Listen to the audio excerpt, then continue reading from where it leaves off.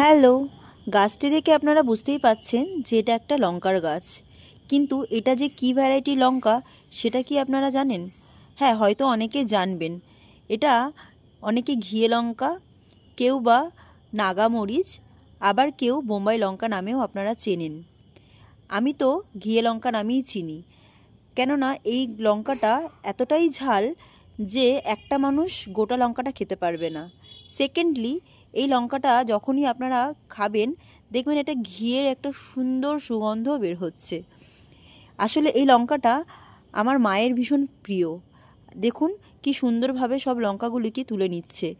প্রায় 3 থেকে 4 বছর ধরে এই লঙ্কা গাছটি আমায় কিন্তু বিশাল পরিমাণে লঙ্কা দিয়েছে।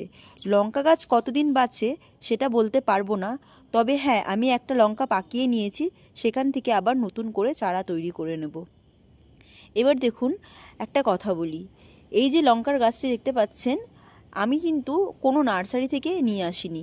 এটাও আমি একটা লঙ্কা থেকে চারা তৈরি করেছিলাম।